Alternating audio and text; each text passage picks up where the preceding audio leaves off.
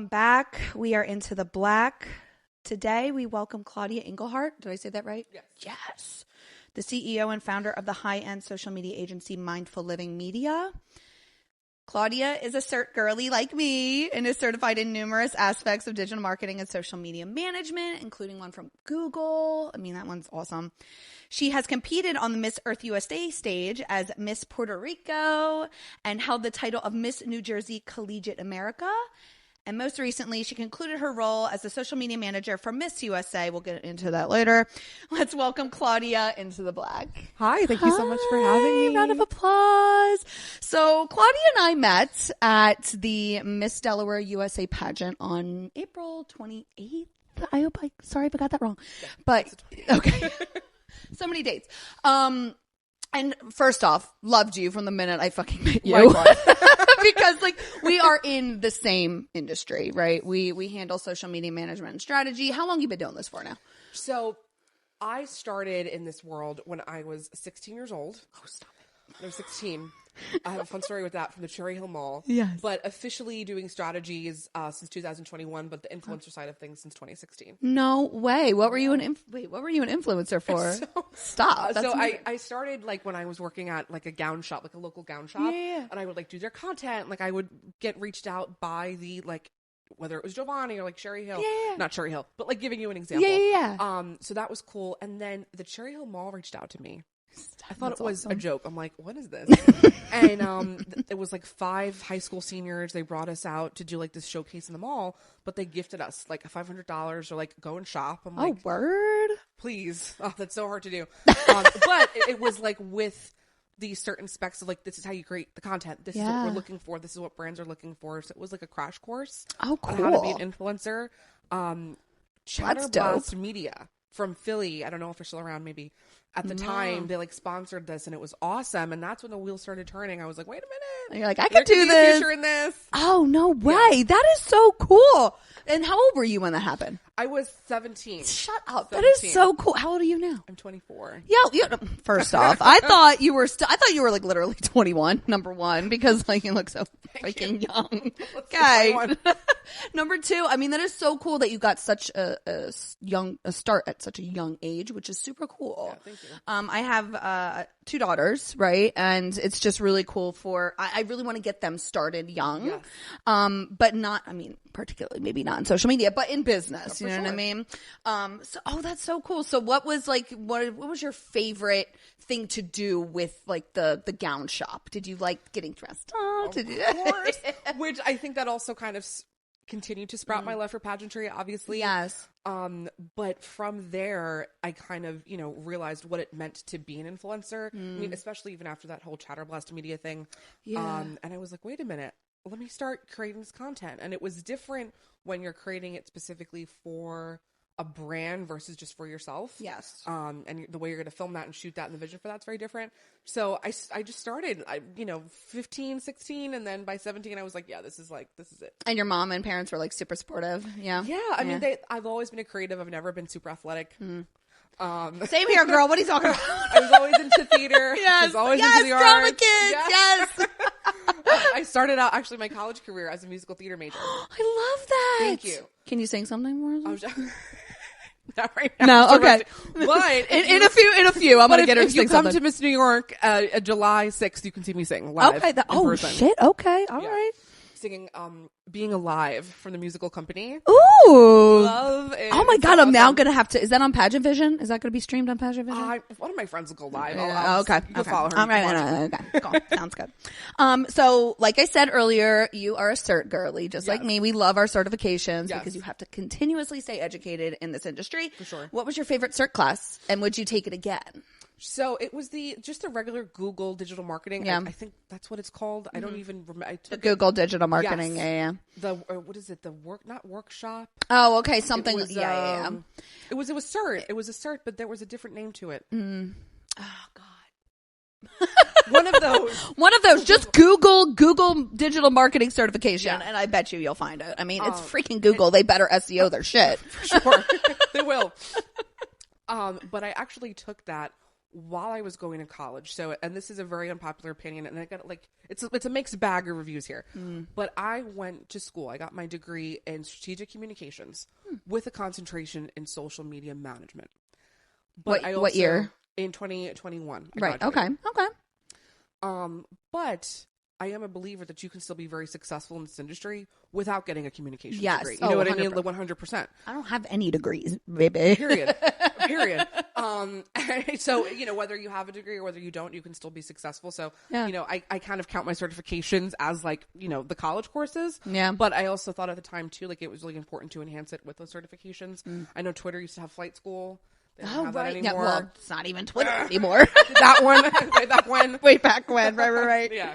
Oh my gosh, that is so cool. And I mean, that's also smart of you to take, because while you're in college, you said you took that cert, right? Yeah. I mean, like, why not? Like, just double up. Exactly. And plus, you're in that mindset. Right. And plus, it keeps you, like, you're a mixed bag. You know what I mean? Yeah. You could do you could do digital marketing, social media, you could do the content creation. You probably know Canva through and freaking through, which is like graphic design at this point. I know y'all graphic designers are going to come for me in the freaking comments, but I'm saying Canva for the starter, for whoever's trying to learn graphic design, I think it's a great starting place because Adobe and like Jask Paint Shop Pro can be daunting. It's scary. I'm like, maybe I just I couldn't even like understand Adobe Paint Shop Pro, and Paint Shop, and that's why I used Jask, because like it was a lot friendlier, but it's so old school. So yeah, Canva, we love a good Canva.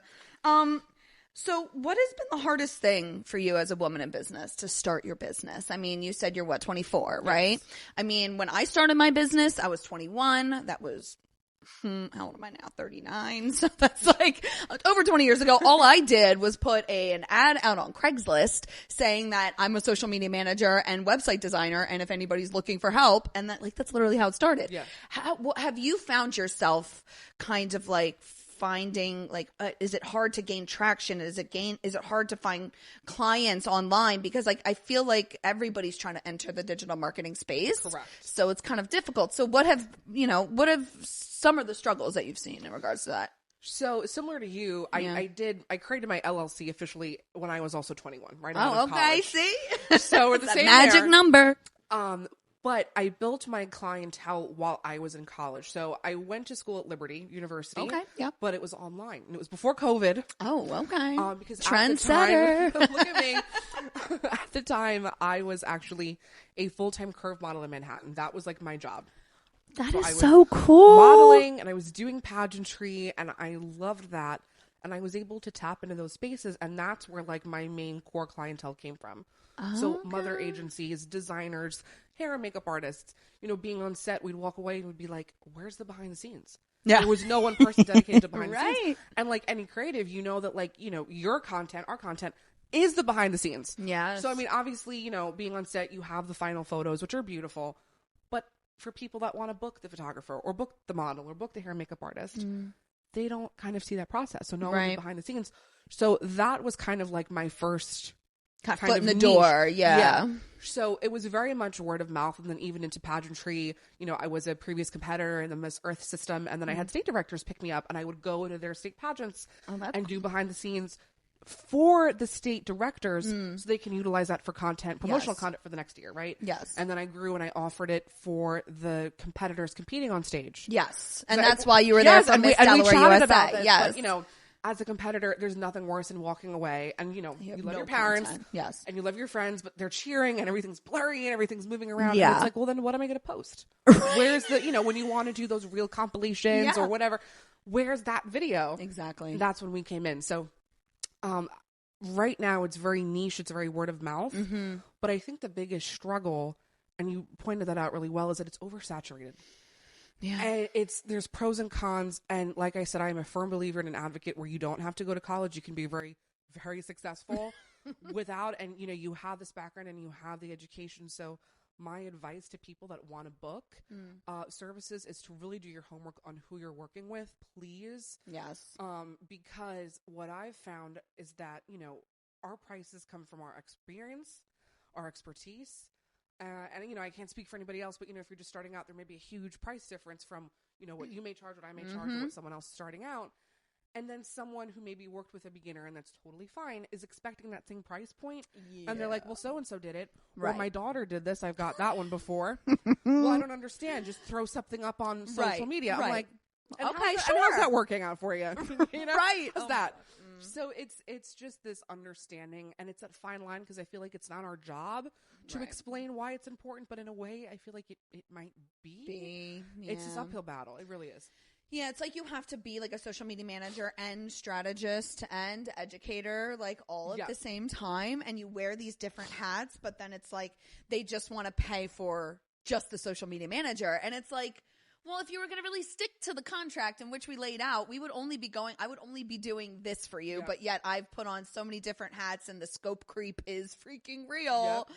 So okay, how many times do you get, my daughter can do this. Oh yeah, let me get my cousin to do this. Oh, my uncle said that he can, like, all the time. All the time. I think. So it's not just me. No, it's not. This is like a standard, and I think it's just.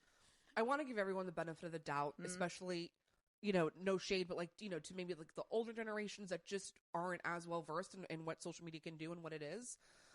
Because you wouldn't, go if you hire someone to paint your house. I use this example all the time. I wouldn't hop in there and take a paintbrush and start painting with them. Right. I'm like, I hired you for a reason because I trust you and you do a great job. So do your thing. Exactly. Let me sit back. If I have a question, I'll ask you, but I probably won't. So why, I guess this open-ended question is, why do people, that hire content creators or content strategists, social media managers, think it's okay to throw a post up when they feel like it?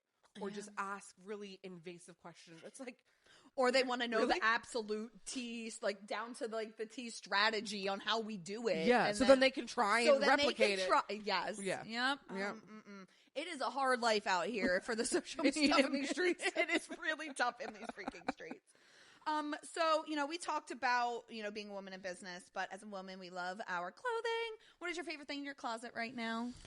Sundresses. Really? Sundresses? But here's my thing. I will wear them all year round. Yeah. Because I think they're so comfy. I'll have winter dresses. Yes, with like the winter leggings. Yes. I love it. But just like a good, it's good to move around, and especially when you're getting content too. It's nothing's like too binding. So a good sundress. I love sundress. Okay. What color? Like, so one thing everyone knows about me is that I stick to my branding. So even my Stanley mug is like almost to the T, my exact hex code for my brand. So what's your hex code for your brand? I don't actually know it on top of my head, but I don't. Okay. Shame on me. I'm so used to seeing it. I'm like, all right, that's it. Shout out to color. Canva. Yeah. I'm spoiled with Canva. I'm just like, oh, that's it. I save it. This episode brought to you by Canva. Canva. You know the SpongeBob meme, and it's just like Canva. That's what we should put. Girl, I'm gonna be I'm doing some editing on this one. Oh my God, stop it. Oh my gosh. Okay, so we talked about different challenges as a social media manager. We talked about, what are some common challenges you find that luxury brands face? Because I know you work with a lot of them. Yes. And I know you said about the behind the scenes content we touched on, but like, what is something that like luxury brands can really, I guess, learn from you, or like something you could give them, like, stop doing this or start doing this? Like, what do you suggest? So throwing it back to pageantry, one of my biggest advocacies is inclusion. I'm a real big advocate for inclusion, body positivity. But when it comes to marketing, I also am an advocate for exclusion, because that's going to drive the value of whatever it is, the brand, the product, the piece of food, up more, right? That scarcity mindset. So with some of the clients that I've worked with, and I'll use one as an example, Cinderella, I was actually more brand facing in that role rather than client facing. They always wanted to hop on all these trends, and not every trend is going to work. Right. Not every trend's going to work. It is quite literally my job to see how we can make it work, how it's going to be on brand, how it's going to be appropriate. But that exclusion of, hey, maybe we're not going to do every single trend because we're going to just fall with everybody else. Right. You want to set yourself apart in the best way. Also making sure, so a lot of what I do is outsourcing, right? So I have a few in-house photographers, myself being one of them. Oh, hey. But I'm not like a professional photographer by any means. But I have You're worked learning with so though. many. You know what I mean? But I've worked with so many. So in that example, with a luxury client, I would give them a list of my vetted photographers that are going to fit their vision. Whereas maybe a client that's just starting out and that, you know, maybe he's on the path to like that Lux High look, but like I can shoot that. That's fine. And that's not to say that I'm not, you know, right. bad, but it's helping where right. It's helping keep the client within budget and Correct. also helping them like, you know, start and get their brand started without breaking the bank. Exactly. Oh man. So, okay. Luxury brands, take note. I mean, I really think, and I feel like a lot of times luxury brands also have a lot of like red tape. Yeah. It's like you have to get things perfect, but then it sometimes can be halted by legal or and that's actually in turn the opposite too. Sometimes you will get brands that want to take part in trending audios. Yes. And memes or whatever that will fit perfectly. It's like, oh my God, this is, you know, right on the money.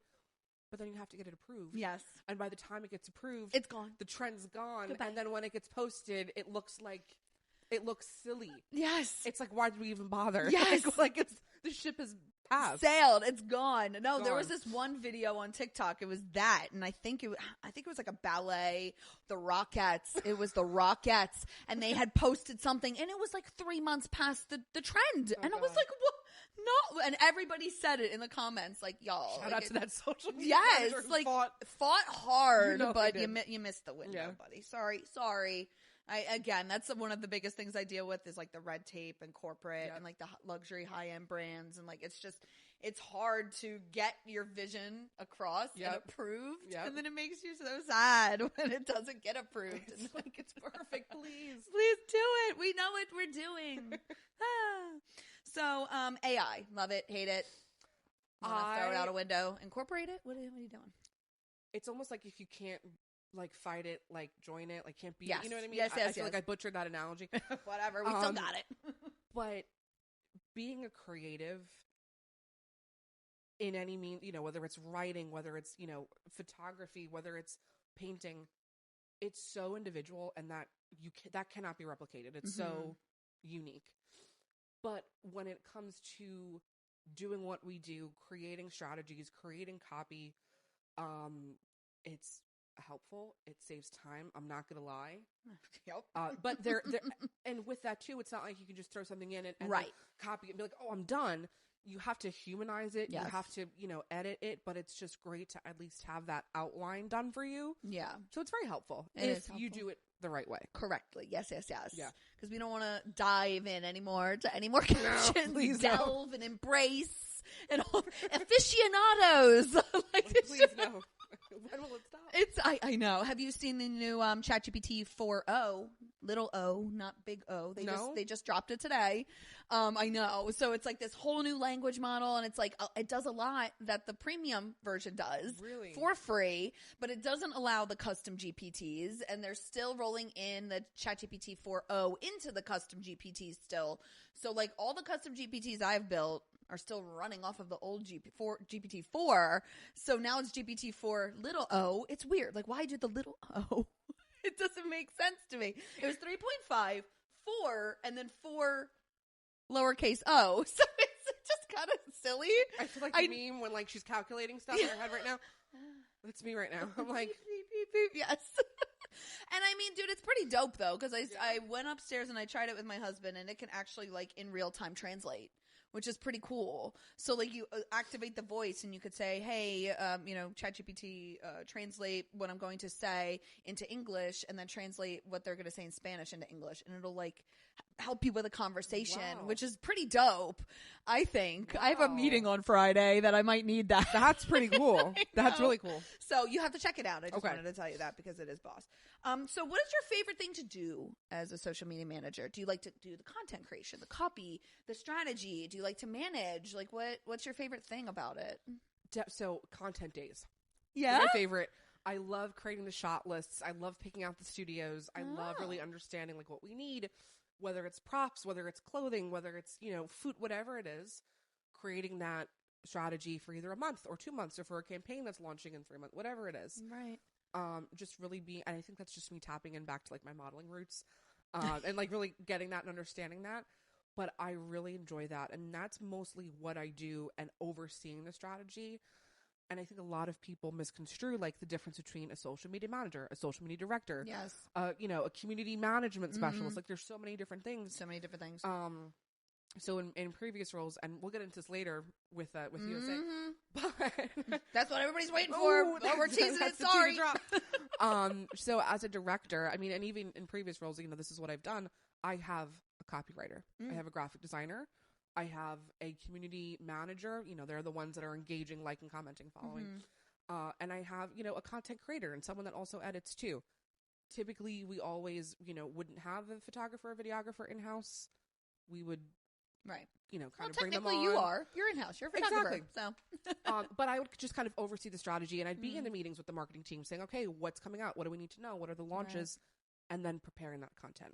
But then my team, that was amazing after we'd work together. I called myself like the conductor and they were the orchestra. It was amazing. So that's really crucial for people to understand that like when you're hiring a team, like it's not just you, the one person. Right. It's multiple team. Yeah. Oh man. You get what you get. You get what you get. If you want the one person, that's amazing, but and can that one person do everything? And if they can do everything, they probably can't do it well. No. They really can't. I mean, like, I try to say that I'm a jack of all trades, master of none, but like, I was just gonna say that. But like, I suck at graphic design. Same. I suck at it. I hard, I have never, ever once said I'm a graphic designer. I will never. And I trust, I admire graphic designers. I'm never gonna pose as one. I'll be like, come join the team. No. I'm not gonna be one. Now, I feel bad sometimes because, like, when you pick up a client and then they're like, oh, well, I don't like my logo. Can you make me a logo? Sometimes you're just like, fine, I'll try, and I won't charge you because you just, like, want to do right by the client. But, like, sometimes, so, like, how do you deal with that? Because you know you've run into that shit where they're just like, I need this done to help with my brand. And then you're like, I can't do that. And this is hard setting boundaries. Like going back to one of your first questions, like women in business, just like setting really healthy boundaries, especially in your business and not getting taken advantage of. But I have like in my retainer, like this is what every month, this is what you pay for. This is what you get. You will always get it. I love to kind of under promise, over deliver than having it be vice versa. Cause then everyone's going to just get mad and upset. So I'm like, this is what you're going to get. And this is what it's like a menu, like a whole list. I literally call it a menu, service menu of all the extra things that they might want to add on that, like, even for instance, that logo, you're not going to need an updated logo every month. No. But maybe there's 1 month, 3 months down the line where you want that. You can add it on at a discounted rate. And I'm like, all right, we can do that. Right. And if like, oh, I have a question about this, here's a service menu. Okay. And I say it's discount, and it is, what I mean? So at least I feel like you're getting a little bit of a deal. Right. Because you're my client. If someone just came up to me and asked that. It'd be like, here's the actual pricing of what you get. I'm letting them know, so at least they feel like they're getting, and it's the truth, because even like, you're a client, you're a paying client. I love you, I respect you. That's right. Here's a little discount. Yeah, I do that. That's been that. And that's how I feel like a driving force of creating that brand trust and loyalty with your clients. Yes. I may let a couple of revisions slide by. Normally, I allow 3 revisions. Yeah. But if I love them and I know, like, they have this vision, it's like, it's not getting it, then I'm like, all right, maybe we'll do one more. Yeah. I don't think I've actually ever and I shouldn't say this. I don't think I've ever charged anyone for, like, extra revisions, even though I say I do. Yeah. Within reason. Within reason, I will say that. Yeah. But when it comes to, like, a big ask, like doing a logo, I'm like, yeah, no, we're not going to let that slide. Yeah. That's boundaries. I think that's the lesson here, and that is fucking boundaries. So how did your experience as a pageant title holder influence your approach to social media? And I know we talked about like your love of dresses and like how that kind of like, pushed you in that direction since you've already worked as, in that industry. How has it kind of really just made you the way that you approach social media in your morals and in your standing? Because I think sometimes social media is a double-edged sword. It is 100%. And it's like, if you can't, I'm going to say it again, if you can't beat it, join it. Yeah. I think that's the saying. And that's the approach that I took. Number one was from an educational perspective. Mm-hmm. So making sure that clients, title holders know how social media works. And as silly as that sounds, some things for me that are just so on repeat might not be the same for a person that isn't, in this industry. Mm-hmm. So I have to take that into consideration. But I also lead from a place of branding. So you kind of been in the pageant game a little bit. I'm more than sure you heard of something called, platforms. I just call them advocacies. It's the same thing. Mm-hmm. but no matter what pageant system you go to, they always ask, well, what's your platform? What are you passionate about? And my thought is that when I'm working with these young women, no matter where they go, whether it's a job interview, whether it's a different system, whether they age up from teen to miss, that we're creating a brand that's going to be consistent no matter where they go. So that even looks like not just down to like the logo or what we do, but like the community service events. There are certain systems that are more connected to, environmental, like the Miss Earth. Correct. Yeah. You know what I mean? There are more that are, truly just volunteer based and working, with nonprofit organizations. So making sure that that's aligned and you're not pigeonholing yourself into one title holder like system. And I'll use myself as an example. The Mindful Living Co. I'm a certified health and wellness coach as well. So that's another certification. And one of the things that I always will advocate for is, body positivity, inclusivity. Yes. And a big misconception is, oh, well, if you're body positive, you're just unhealthy.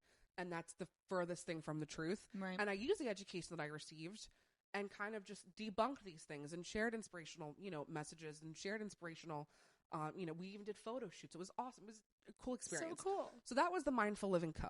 And then I have Mindful Living Media. Yes. And there are two that I guess I'm saying now, but they haven't been officially released. I have Mindful Living Beauty and Mindful Living Kitchen. Ooh. So beauty is kind of, the makeup that I may do for pageant girls. Yes. I'm putting together a group of women to like go and travel to pageants, to do makeup. And then Mindful Living Kitchen is something that I'm recently kind of rolling out for kind of just brain healthy recipes. My newest advocacy is Alzheimer's awareness. Yes, that was my next question to you, lady. So, I'm really excited about that and just kind of sharing my journey with my mom, kind of the foods that I've been preparing. So technically, could all these videos live on my main page? Of course. Are they going to have a bigger reach and more niched if I create accounts for them and grow them as well? Absolutely. The collaboration option is one of the best things if it's done right. And I have a billion examples as to how sometimes they're not done right. But if it's done right and you're kind of collaborating on your title holder page and your platform page, your personal page and your title holder, whatever it may be, that's when it looks right. So whether you're going for a job interview in pageant land or in real life, it just looks consistent. It's not like you said, oh, well, I just started this, 2 days ago. Right. Where is that? I want to scroll back and I want to see what you've been doing throughout the years. Yeah, I love that. That is awesome. And speaking of the platform and the advocacy, I've been, I was a certified nursing assistant for a few years. And then my ex-husband's father, he passed away from complications of Alzheimer's. And, I built my business while taking care of him, like in his house. Wow. And so it was, it was just a lot of, learning. It was a learning experience because, it's one days he would, be there and some days he would not understand what a dishwasher was. So, and you mentioned the food aspect, which I feel as though that is very central to the health of somebody who has Alzheimer's. So, can you talk a little bit more about the Mindful Kitchen? Yeah. So this was something that I wanted to roll out. So for those of you that don't know, both of my grandmothers were diagnosed and passed away from Alzheimer's.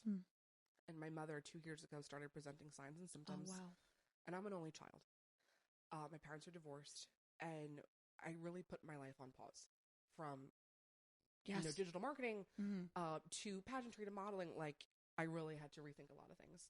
So now I'm in a place in life where I'm able and thankful to jump back into these things. Yes. And really give my mother like the attention that she deserves and that she needs while still pouring my cup and, still doing what I need to do. So one of those things was just like, and as simple as it sounds, she loves smoothies. Oh, yes. And so do I, 'cause I'm always on the go. So, we'll get in the kitchen and like we'll mix ingredients. She loves like, frozen fruits. She'll like to try different juices. I always throw in like protein powders or certain powders too. And it's fun. It's like, little concoctions that we're making. Yeah. And throughout these, years and especially these past months, it's been almost like a bonding activity for us. She feels included. She feels, wanted, even though she always does, but especially in that moment. Well, it's difficult. It is. With Alzheimer's, because you sometimes don't remember the person, and then how can you feel wanted by them if you don't remember them? Correct. So, and she lived in the kitchen. She loves cooking. Yes. Oh, well, that's nice. Yes. Yeah. So, and she still does, cook. And I want to also introduce like actual recipes as well. But I'm like, these really cute, quick videos of us making these smoothies together, going over the ingredients as to why it's brain healthy and why it's healthy for you, I think is a great way to roll it out. So I'm in the middle of batching my content now, and then I'm going to roll it out. So stay tuned. Stay tuned. But, you know, the plan is, you know, to grow. I'd love to make a cookbook. I'd really love to expand that. So I just want to always stay consistent as well with mindful living as my personal brand and how it branches out to all these other things. Yes. And thank you for your work with, you know, Alzheimer's and really having that as a platform, because not a lot of people really understand like the science of it. Also, it affects different parts of the brain. It affects people differently. It could be from, you know, hereditary to, you know, something that is in your environment. I mean, there's so many different, you know, avenues in which people do get Alzheimer's and dementia. So I just want to say thank you for bringing that and like shedding light on it, because we totally need that. So, you know, talking about food, I don't know how these segues are just too perfect. Favorite food to eat after competing in your pageants back in the day?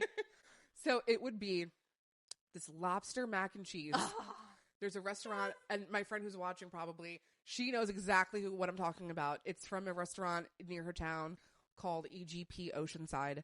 And it is the creamiest, cheesiest mac and cheese you've ever had with the chunkiest lobster bite. They don't skip out on this lobster. No. Like, they give you pieces. And you know, like when you go to a Chinese food restaurant and they have like the crispy noodles? Yes. It's topped with those crispy noodles. So you're getting the crunch, you're getting the cream, you're getting everything you want. It's just, it's a delight. Yummy. Okay. So good. Well, take note. If you guys are done your pageant season, please go there. Go get it. Treat yourself. Yes. So, you know, bringing it back to social media, because that's literally our freaking lives. How should brands handle social media crises and negative publicity effectively? So they need to be working very closely with the PR team, whether that's an internal or external PR team. I think a lot of people don't understand that a social media isn't a jack of all trades. Right. That needs to be handled, you know, and I will say it depends on the crisis, the PR crisis. Yes. So on a smaller scale, one strategy that I've seen, and I've been doing unintentionally, but now intentionally, is misspelling a word. Yes. Right? Yes, you know what I'm talking about. The other day. Misspelling a word. Because as messed up as it sounds, you can post the best content and the greatest things, and it'll be crickets. Yes. Crickets. And then you'll misspell like excellent, and people will be like, you misspelled this wrong. Yes. What's wrong with you? The copywriter needs to get fired. And I'm like, oh, now you want to come at me? I've been posting amazing content, but do you want to come work for me? Come be my copywriter then, since you're so good at it. So, and this is something too, I'm a horrible speller. My copywriter, I love her. She's amazing. But sometimes, you know, I know her limits too, and I'm like, all right, whatever. I'll just write my little caption, even for my stuff. And I'll have my friends spell check it. But that's a strategy that I've seen, and it's actually effective. Yep. So in that case, you know, that's something that the social media director would kind of handle. You know, if it's something that actually is like really, you know, I don't want to say inappropriate, but for a post that needs to be spelled correctly, that's a different story. But if it's something that it's, you know, hey, funny, whatever, you know, I want to let my team feel confident in their roles, where they don't need to be like, is this okay? Is this okay? Is that okay? You know what I mean? Yeah. And having a social media director that understands that, I think, is huge. But having a brand crisis, that's when the PR team has to come in. And that's when we would have conversations and say, all right, what would this look like if we're doing a, you know, press release statement? Would this be on stories? Would this be better as a reel, but just, you know, whatever text, that may right? be. But that's not the social media director's job. Right. PR person's job. Yeah. I agree with that sentiment. So since we are talking about crises, let's talk about the ongoing upheaval over at Miss USA. You were the social media manager over there and the director, right? You were the social media director. You were the social media director. Yeah. Okay. And you stepped down as the social media director with Miss USA 2023, Noelia Voigt. Am I saying that right? Noelia, yes. Yes, Noelia Voigt. And it resigned along with Miss Teen USA 2023, Uma Sofia Srivastava. Srivastava, yes. Thank you. See, I'm horrible at this. Noelia emphasized the importance of prioritizing mental health in her resignation announcement, but she also spelled out the words, I'm silenced, in a hidden message inside her resignation announcement. So I'm all for prioritizing mental health, but something seems a little off. Yep. And with the runner-up of Miss Teen USA not accepting the position, It seems that something larger is happening. I know the moms, I guess, came out Yes. today. I was with them yesterday and today. Yes. It was with them yesterday. They're still in the city today. So can you speak, I understand that, there was some bullying and harassment going on, but can you speak to any underlying issues with the pageant organizations or pressures faced by the delegates and title holders that might contribute to these decisions? So shit's crazy. To touch on Noelia and Uma, first of all, I've been doing pageants for a long time, and I'm not saying it to say it. They're a pageant director's dream. Yes. They're amazing title holders. They're not extra. They're really great to work with, and they're great human beings. I had the privilege of getting to travel with Noelia in March and April, so we really created a great friendship. So you're with 2 months with them? Yes. Wow. But I unfortunately did not get to travel and work with Uma Sophia as much as I had hoped to. It was mostly just Noelia. So I can speak more, for Noelia, but also in turn for both girls. I can say that they did not have any mental health issues prior. Prior to taking on the title. And this is not because of, this was too much. This was a indirect correlation to the current management at Miss USA. Mm-hmm. They are the ones that we need to be holding accountable for their mental health decline because they knew. And the Miss Universe organization knew, and nothing was done. So to speak a little bit more about my experience, so then you can kind of, fill in the blanks and the clues as you guys go. But Jillian Spano, who was a former coach, mentor, and, now friend, she wound up being one of the assistant national directors. And in early communications, when Layla had asked, hey, I need someone for social, Jillian thought of me right away. Mm-hmm. So again, going back to that word of mouth, I was very thankful for that. And it was an opportunity of a lifetime. I was brought on under the assumption that I would just be a freelancer. Mm-hmm. I stayed up till 3:00 that morning creating a whole social media pitch. Wow. The whole deal, gave gave everything. And I was told that there's no money. And I was like, could they do half? They're like, nope, there's nothing.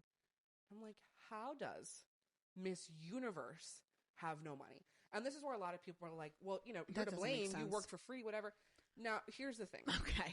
Here's the thing. People do not understand the opportunity that comes with. Exactly. And not just that for any social media manager, but, for someone with my history that previously competed in pageants, this was like a dream. And I just chalked it up to be like, all right, they'd be my pro bono client. Yes. I can live with that. It's going to be great. It's going to be worth it. I did not know what I was walking into. There was no social media team.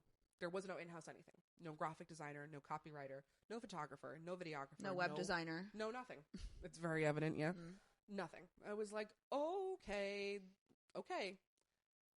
So, also at this point in time, it's really important to mention that Noelia and Uma weren't posting. And it's not because they didn't want to. I will say that.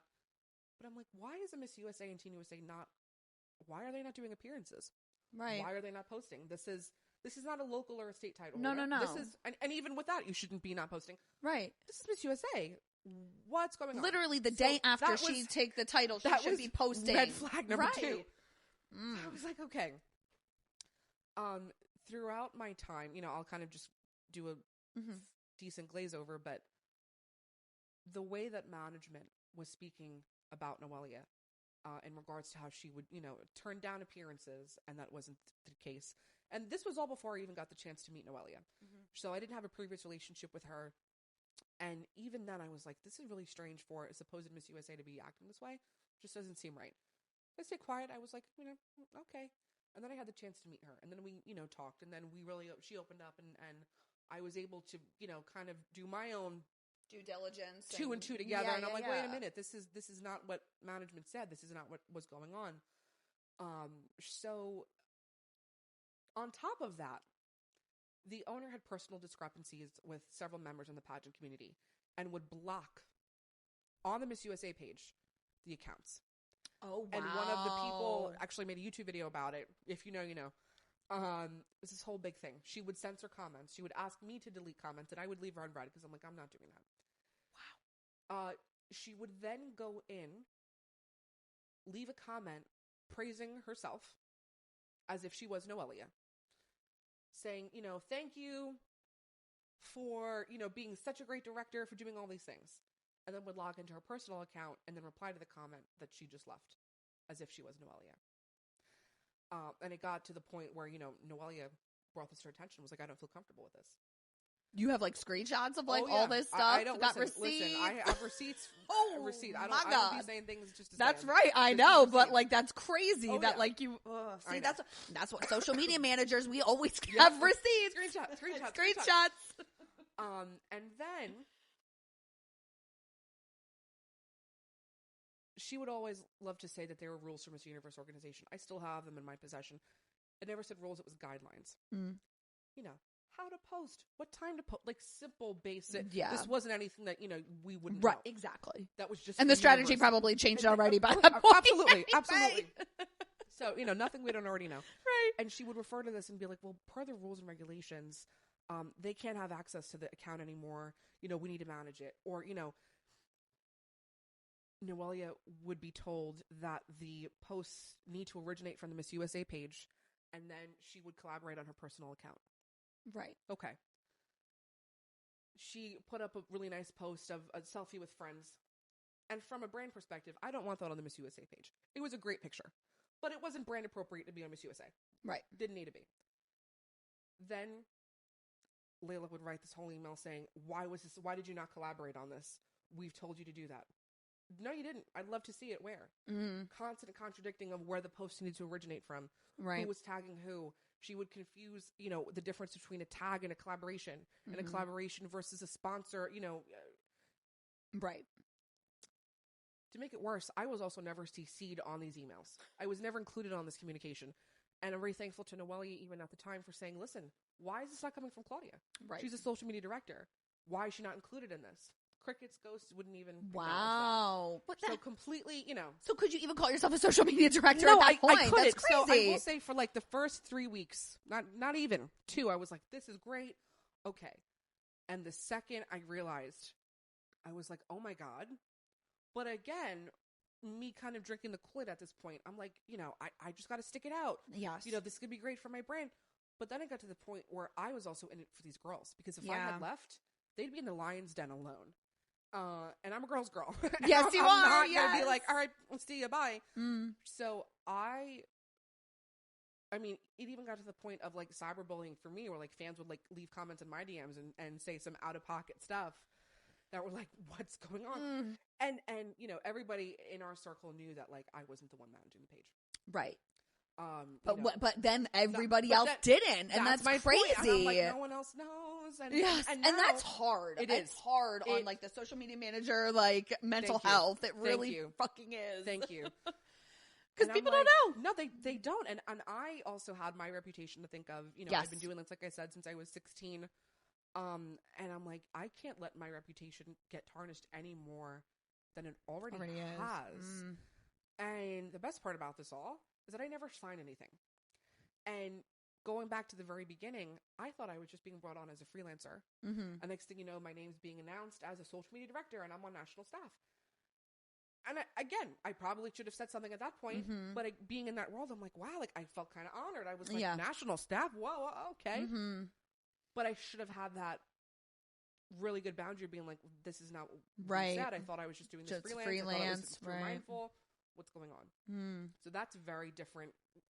Right, because, first off, if you're on staff, that means you should be on payroll, to be honest with you. Correct. So, like, going that, like, shady contractor way and then, like, not even giving you if you're going to be on that staff, you should be getting payroll, benefits, travel, expenses, but no, because it's just so much easier to just hire a contractor as a freelancer. And then say that they're on staff. Right. Which is exactly what happened. And I will say for the first 2 months, I did not get paid. For the month of April, I got paid $1,000. We're balling, guys. $1,000. And I got paid the same amount for the month of March. So I only got paid for 2 months. Wow. And the travel that I did do was covered. I didn't pay out of pocket. That, and I will say, but that was, I certainly wouldn't have gone if Right. So that's the truth. That 100% is factual. Yeah. But again, for the tall order that they had put in with no help, and I have amazing freelancers at my arms with, but they need to get paid. That's right. I'm not going to dip into my own pockets for the greater good and or even think of asking them to like work for free. Right. because that's not okay. No. And then kind of the breaking point for me, which a lot of people ask, is when Uma and Noelia had their access taken away from their title holder accounts. Now, the argument that was made to me is that, well, this is how Miss Universe does it. This is how Miss America does it. And apparently Madison Marsh doesn't have access to the Miss America account, supposedly. She has a social media If you want to team. comment and let us know if that's true, ma'am. Apparently, she has a social media manager team kind of getting this content traveling with her and posting it. She will collaborate on posts. Maybe they'll originate from her page, whatever. But she doesn't have access to the direct account. And that's the same for Miss Universe, apparently. Huh. And I said to them, guys, it's great. And from a brand perspective, you got to do what you have to do. But they have a social media team.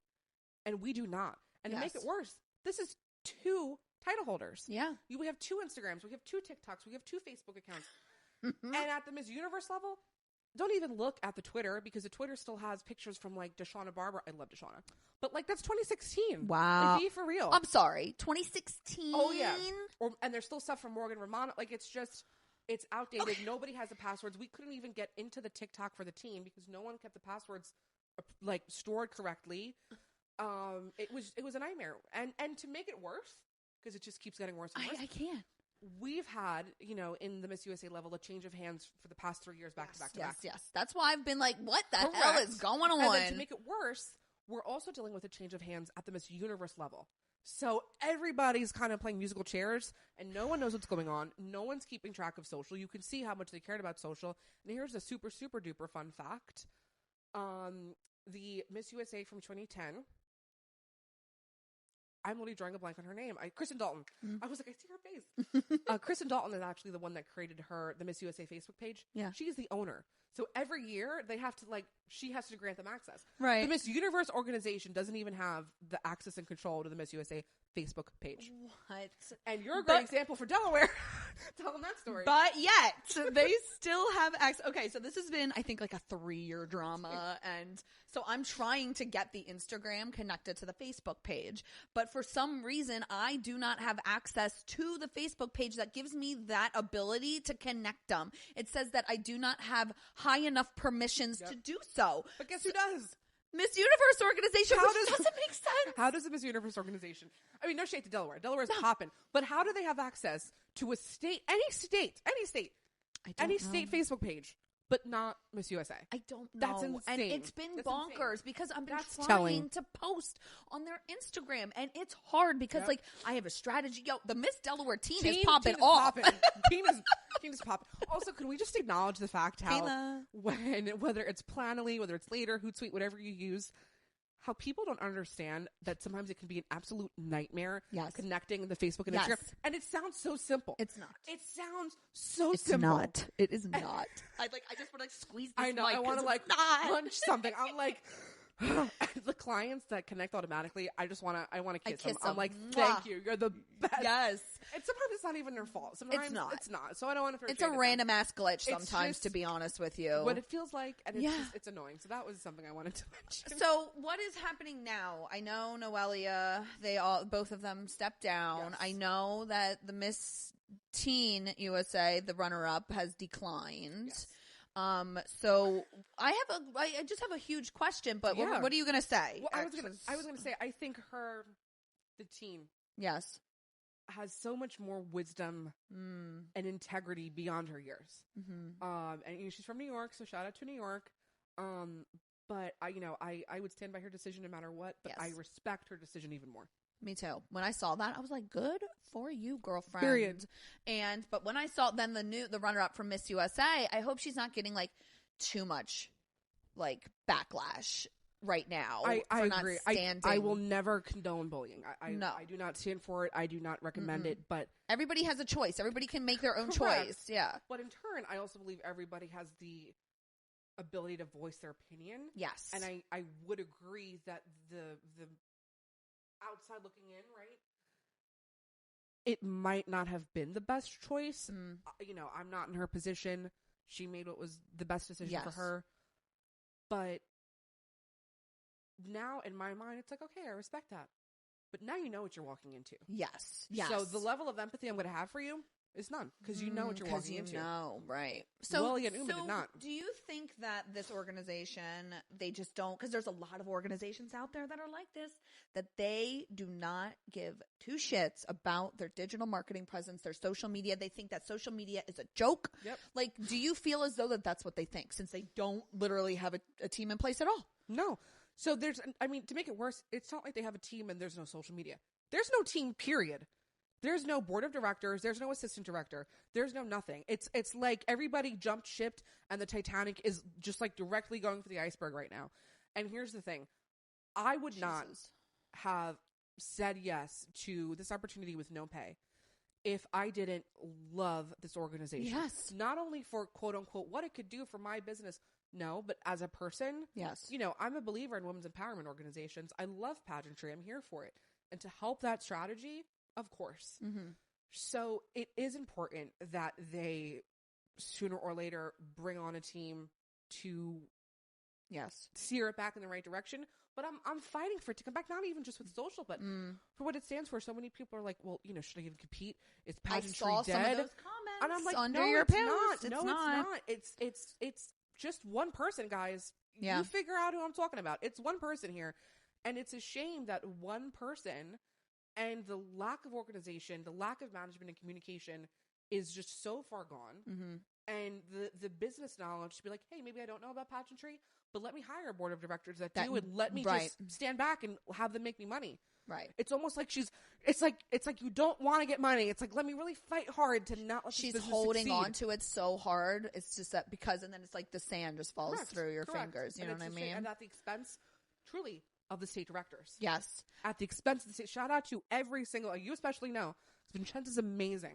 And I was going to say, Vincenza, I really think Vincenza should be moving up to the top in 100%. regards to Miss USA. 100%. I don't give a shit if she yells at me for saying this. And there are so many incredible state directors that have been doing this for 30 plus years. Whether it's 1 year, whether it's 30 years, these directors have so much knowledge and education and experience and passion for their title holders. Yes. And they're the ones that are getting one of the shortest ends of the stick right now.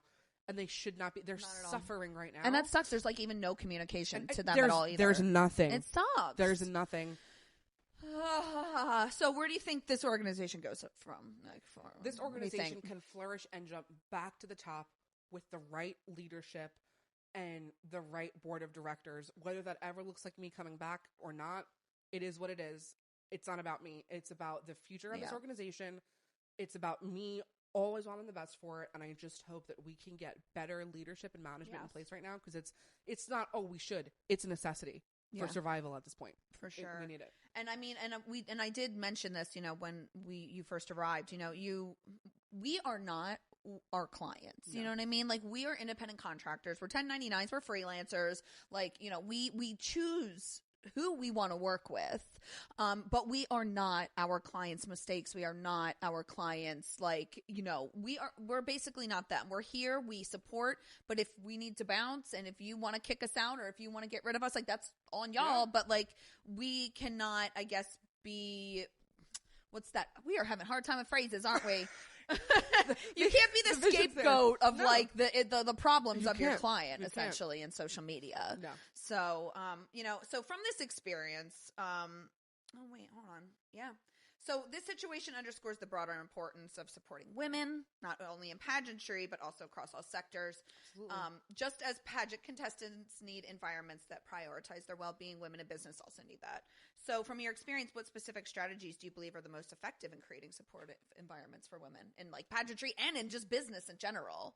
Because I feel I did a TEDx talk about women in business and, you know, and there was a portion about toxic positivity in there. And I feel as though that is a huge issue within women in business because we can't really speak our minds. And all we hear is just, you know, oh, well, you know, it'll get better. Or, yeah, oh, no, you shouldn't say that. Or, you know, like we're being silenced because we're not allowed to speak out. So what are some, you know, strategies or what have you found is the best way to elevate women in business? Truly communication. It's that simple. And that's what breaks my heart. This isn't something that, you know, is crazy or you need to be so educated to do this. It's having open and honest communication.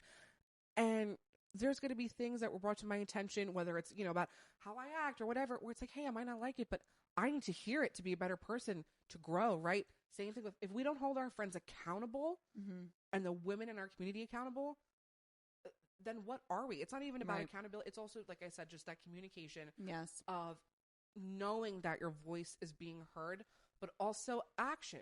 That's the follow-up here, because actions speak louder than words. Words are so important. Having that communication is a necessity. But if you listen and say, oh, yeah, that's great, but there's no action being put behind that, then we just wasted our time. There needs to be action behind that.